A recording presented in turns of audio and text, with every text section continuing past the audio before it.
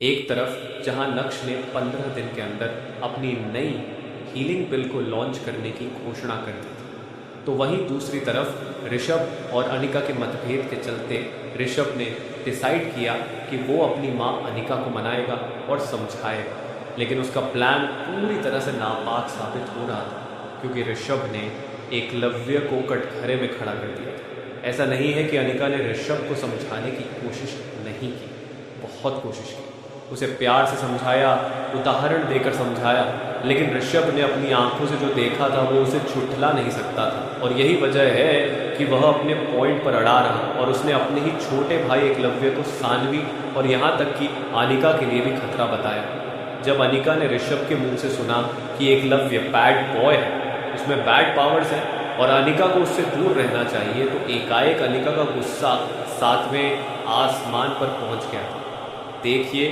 बात कुछ ऐसी है कि अपना खून तो अपना ही होता है। जी हाँ, ऋषभ की बहकी बातें सुनकर एकाएक अनिका को एहसास हुआ कि ऋषभ उसका नहीं बल्कि शबाना का बेटा है और इस समय वो अनिका की नहीं बल्कि अपनी असली माँ शबाना की भाषा बोल रहा है। अनिका गुस्से में गदराई हुई थी और वहाँ ऋषभ अपने पहलू से पीछे हटने का नाम नहीं ले रहा था। अचानक से अनिका के दिमाग में कई समीकरण आने लगे। ऑफ कोर्स चेल्सी भी एक पार्ट था, लेकिन उसके अलावा कहानी फिर से एम्पायर के उत्तराधिकारी की रेस पर आकर अटक गई थी। अनिका को लगने लगा कि ऋषभ अब भी से एकलव्य को नीचा दिखाने और उसे बुरा बताने की कोशिश कर रहा है, जिससे एकलव्य नक्श और परिवार वालों की नज़रों से उतर जाए और आगे जाकर ऋषभ को अपने बाप की गद्दी में। साथ ही साथ अनिका को ऐसा भी लग रहा था कि अगर ऋषभ के दिल में अभी से एकलव्य के लिए इतनी नफरत है तो बड़े होने के बाद उन दोनों की बिल्कुल नहीं बनेगी। ऋषभ हमेशा एकलव्य से आगे निकलने की कोशिश करेगा और जाने अनजाने में ऋषभ एकलव्य को नुकसान भी पहुंचा सकता है। इतना ही नहीं, अनिका को ऐसा भी लग रहा था कि कहीं शबाना तो ऋषभ के कान नहीं भर रही है। वो खुद तो एकदम सती सावित्री का नाटक कर रही है और पीछे से अपने बेटे को तैयार कर रही है। इन ख्यालों ने अनिका को पूरी तरह से घेर लिया था और इस समय उसे ऋषभ सिर्फ और सिर्फ एक विलेन की तरह नजर आ रहा था। मम्मा, मैं सच कह रहा हूँ, हमें बैड एकलव्य से दूर रहना चाहिए और सबसे पहले उसकी बैड पावर्स को डिफ्यूज। अनिका को ऋषभ की बात में कोई दिलचस्पी नहीं थी। उसके कान और दिमाग में तो सिर्फ एक ही वर्ड घूम रहा था, बैड बैड बैड। और आखिर एक माँ अपने बच्चे के बारे में कब तक बुरा सुन सकती थी। एक आय का निकाह का खून खौल उठा और उसने ऋषभ के गाल पर एक जोरदार तमाचा चढ़ दिया। तमाचा इतना ज़बरदस्त था कि कमरे के साथ साथ ऋषभ भी पूरी तरह से टहल गया था और हवा में उछलते हुए सीधा दरवाजे के पास जाकर गिरा। उसके नरम मुलायम गालों पर अनिका के हाथ की छपाई साफ नजर आ रही थी और उसका एक गाल भी टमाटर की तरह एकदम लाल पड़ गया था। अनिका, तुम पागल तो नहीं हो गई हो? अचानक से अनिका को एक तीखी आवाज़ सुनाई पड़ी और वो तुरंत ही अपने समीकरण की दुनिया से बाहर लौटी।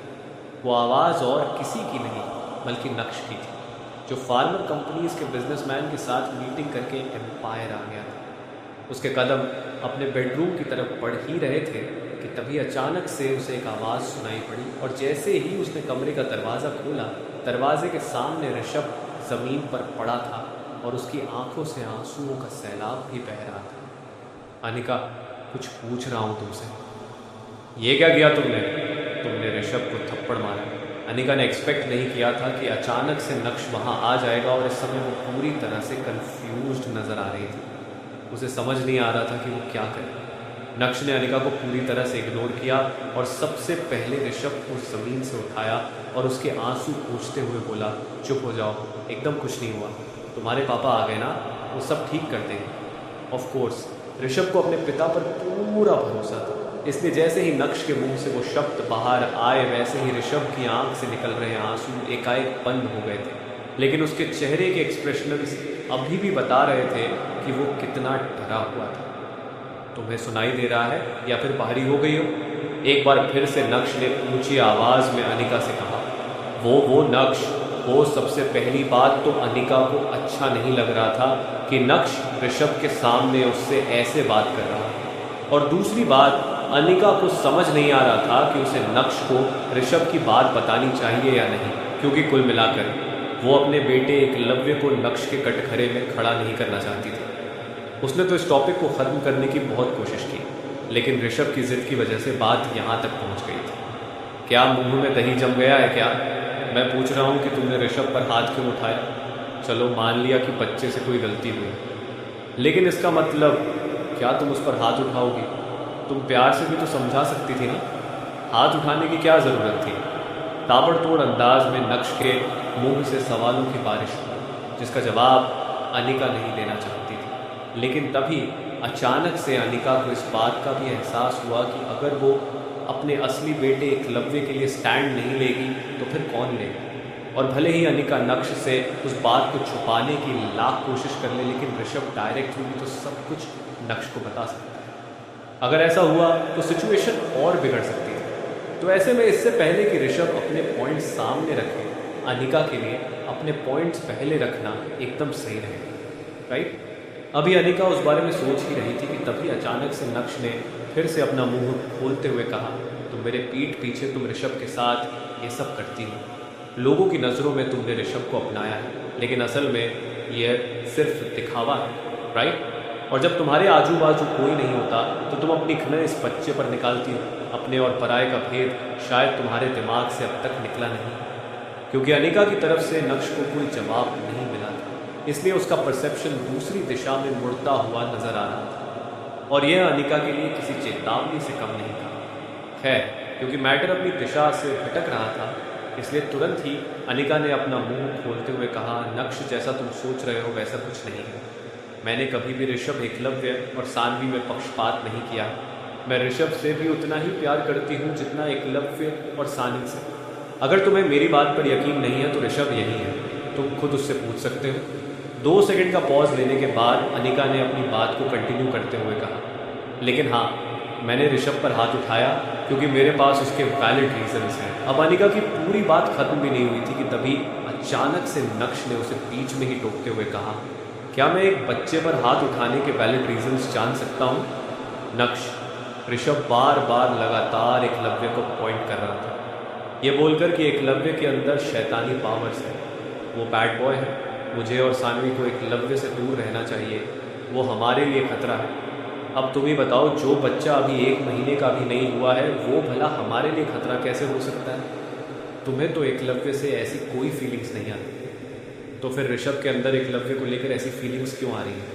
ऋषभ के पास तुम्हारी पावर्स हैं, और जब तुम ही ऐसा कुछ सेंस नहीं कर पाए तो ऋषभ, इससे आगे अनगाह को कुछ भी बोलने की ज़रूरत नहीं थी। नक्श को कहानी का मेन पार्ट बहुत अच्छे से समझ आ गया था। ऐसा नहीं है कि मैंने ऋषभ को समझाने की कोशिश नहीं की, बहुत समझाया मैंने, लेकिन ये तो बस एक पॉइंट लेकर बैठ गया है। अब इसके पीछे के रीजंस क्या हो सकते हैं? ऑफ कोर्स मेरा एकलव्य को प्यार करना ऋषभ को पसंद नहीं है। He is damn possessive for me. लेकिन जेलसी तो सिर्फ एक फैक्टर है, बाकी ऋषभ के मन में क्या चल रहा है वो तो सिर्फ यही जानता है। एकलव्य उसका छोटा भाई है, उसे प्यार करने के बजाय वो उसे नीचा दिखाने पर तुला है। एक माँ की नज़रों में ये अपने दूसरे भाई को गिराना चाहता है। क्यों? क्योंकि ऋषभ के अंदर उत्तराधिकारी बनने का लालच आ गया है। वो नहीं चाहता कि जो पावर्स उसके पास हैं वो एकलव्य के पास हो। कुल मिलाकर एकलव्य की बैड पब्लिसिटी कर रहा है। आज ऋषभ ने ये सब मुझसे कहा, कल को अगर एम्पायर में किसी को पता चलेगा कि एकलव्य के पास शैतानी पावर्स हैं जो असल में नहीं है, तो उसका इम्पैक्ट तो एकलव्य पर ही पड़ेगा ना। शुरू से मैं ऋषभ को यही समझा रही हूँ, लेकिन ये तो मेरा ब्रेन वॉश करने पर तुला है। हर चीज़ की एक सीमा होती है, and he has crossed all the limits. इसका मुंह बंद करवाने के लिए मेरे पास थप्पड़ मारने के अलावा और कोई ऑप्शन नहीं था। तेज़ और ऊंची आवाज़ में अनिका ने अपना नज़रिया बयान किया। ऑफ कोर्स अनिका की बात सुनकर नक्श भी पूरी तरह से हिल गया, लेकिन अनिका काफ़ी रिलीव फील कर रही थी। फाइनली उसने अपने सारे पॉइंट्स नक्श के सामने रख दिए थे, जो साफ तौर पर दर्शा रहे थे कि ऋषभ अपनी उम्र से कुछ ज़्यादा ही सोच रहा है। अनिका, ये उत्तराधिकारी वाला चैप्टर कभी खत्म होगा या नहीं? जब तक मैं जिंदा हूँ किसी का भी उत्तराधिकारी बनना संभव नहीं है, और दूसरी बात, जो सबसे काबिल होगा वही उत्तराधिकारी बनेगा। अब इन तीनों बच्चों में अगर सानवी ने बाजी मारी तो मैं उसे उत्तराधिकारी बनाऊंगा। यह बोलते हुए नक्श ने ऋषभ की तरफ देखा। वो ऋषभ के फेशियल एक्सप्रेशन से कहानी को जोड़ने की कोशिश कर रहा था। ये सब तुम मुझे क्यों बता रहे हो? मुझे बहुत अच्छे से पता है कि तुम किन फैक्टर्स को देखकर अपना उत्तराधिकारी चुनोगे। ये सब तुम्हें ऋषभ को बताना चाहिए और उससे पूछना चाहिए कि आखिर वो ऐसा क्यों कर रहा है। एकलव्य ने उसका क्या बिगाड़ा? अगर अभी से ऋषभ के दिल में एकलव्य को लेकर मनमुटाव रहेगा तो बड़े होकर तो ये दोनों एक दूसरे को मार डालेंगे। एक भाई को छोटे भाई के प्रति प्यार होना चाहिए, लेकिन यहाँ तो सिर्फ नफरत ही पल रही है। गुस्सैल अंदाज मैंने ऋषभ की तरफ देखकर कहा, ऋषभ क्या मम्मा जो कह रही है वो सच है? क्या तुम जानबूझकर एकलव्य को टारगेट करने की कोशिश कर रहे हो? अपने छोटे भाई से इतनी नफरत क्यों? वो अभी 1 महीने का भी नहीं हुआ है। अगर उसके अंदर कोई पावर्स हैं भी तो अभी इस एज में उसे सेंस नहीं किया जा सकता। तो तुम ये फालतू का झूठ अपने दिमाग में क्यों क्रिएट कर रहे हो? कड़क अंदाज में नक्श ने ऋषभ से सवाल किया। नहीं पापा, मैं सच कह रहा हूँ। मैंने एकलव्य की आंखों में बैड पावर्स को सेंस किया है। वो बहुत खतरनाक है और उससे हम सबको खतरा हो सकता है। तभी ऋषभ ने अपनी पूरी बात खत्म भी नहीं की थी कि तभी अचानक से अनिका ने बीच में ही टोकते हुए कहा, देखा मैंने कहा था ना, इसके मन में सिर्फ नफरत पल रही है। एकलव्य बड़ा होकर हमारे लिए खतरा हो ना हो, लेकिन ये तो अब भी से हमारे लिए खतरा है। और नक्श, मुझे तुमसे यह उम्मीद नहीं थी। मैटर जाने बिना ही तुमने मुझे अक्यूज़ किया, वो भी एक बच्चे के सामने। मेरी ऋषभ से क्या दुश्मनी हो सकती है? लेकिन अगर वो गलत है तो क्या मैं उसे सही रास्ता भी नहीं दिखा सकती? क्या मुझे उतना भी हक नहीं है? सीरियस अंदाज में अनिका ने कहा और एकाएक कमरे से बाहर चली। उसने नक्श के रिएक्शन का इंतज़ार भी नहीं किया था। हालांकि मज़े की बात तो यह थी कि जब अनिका के कदम दरवाजे की तरफ बढ़ रहे थे तब अनिका के कमरे के बाहर मौजूद एक शख्स भी भागते हुए अपने कमरे की तरफ बढ़कर से डरा था। ऑफ कोर्स वो नक्श सम्राट एम्पायर के नए चीफ कमांडर मैम्बो अंकल थे। और हाँ, उन्होंने नक्श और अनिका का सारा कॉन्वर्सेशन भी सुन लिया था। जैसे ही मैम्बो अंकल ने अपने कमरे में एंट्री ली, वैसे ही उनके चेहरे पर शातिर मुस्कान नजर आई। वो शैतान की तरह ज़ोर ज़ोर से हंसने लगे थे और इस समय उनके दिमाग में मैथमेटिकल कैलकुलेशंस के साथ साथ नए प्लान की भी संरचना हो रही थी। ऋषभ भाई, तुम तो हीरो निकले। बनने की इतनी आग कि अपने ही छोटे भाई को लपेटे में ले लिया। वाह, बहुत खूब। लेकिन तुम उत्तराधिकारी तो तब बनोगे ना जब नक्श परलोक से हारेगा और तुम्हारी ताकत एकलव्य और सानवी से ज़्यादा होगी। चलो, तुम्हारी ताकत ही गारंटी मेरी। लेकिन क्या तुम नक्श को परलोक भेजने की गारंटी दे सकते हो? बिल्कुल दे सकते हो। ब्रेन वॉश चीज़ ही ऐसी है और कितना मज़ा आएगा। तो कुछ इस अंदाज में मैमू अंकल ने अपना नया प्लान बनाना शुरू कर दिया। तो वहीं दूसरी तरफ जैसे ही अनिका कमरे से बाहर गई, तुरंत ही नक्श ने ऋषभ को अपने आड़े हाथों लिया और कड़क अंदाज में उससे साफ साफ कहा, ऋषभ तुम बड़े हो और तुम्हारे अंदर पावर्स है। इसका ये मतलब नहीं कि तुम कुछ भी कर सकते हो। एकलव्य तुम्हारा छोटा भाई है और उसके अंदर कोई बैड पावर्स नहीं है। इसलिए अपने दिमाग से यह बात निकाल दो और फालतू का झूठ फैलाना बंद करो। एकलव्य से ज़्यादा अपनी पढ़ाई पर ध्यान दो। अगली बार अगर मैंने तुम्हारे मुंह से वो सब सुना तो मुझसे बुरा और कोई नहीं होगा। अगर एकलव्य से प्यार नहीं कर सकते तो उसे नफरत भी मत करो, वरना मैं तुमसे तुम्हारा सब कुछ छीन लूँगा। नक्श भी अपनी बात खत्म करके कमरे से बाहर चला गया था। एक बार फिर से ऋषभ की आंखों में आंसू देखे, लेकिन इस बार वो आंसू उसके पेरेंट्स के लिए थे। उसकी वजह से नक्श और अनिका के बीच लड़ाई हो गई थी और उसके लिए ऋषभ अपने आप को कसूरवार मान रहा था। क्या अनिका और नक्श की लड़ाई से ऋषभ पर असर पड़ेगा? क्या वो अपने झूठे भ्रम से बाहर निकल पाएगा या फिर उसकी सेंस करने की पावर नक्श से भी अच्छी साबित होगी? क्या वाकई में एकलव्य के शरीर में बैड पावर्स थी? क्या एकलव्य खतरनाक साबित होगा? मैम्बो अंकल का क्या प्लान है? क्या वो ऋषभ का ब्रेन वॉश करके उसका नक्श के खिलाफ इस्तेमाल करेंगे? क्या ऋषभ अपने ही बाप के खिलाफ जाएगा? क्या नक्श और अनिका का रिश्ता फिर से खराब हो जाएगा? क्या इस कहानी में भयंकर ट्विस्ट आने वाला है? जानने के लिए बने रहिए इंस्टा एम्पायर के साथ, only on Lakshman Lal Agarwal YouTube channel.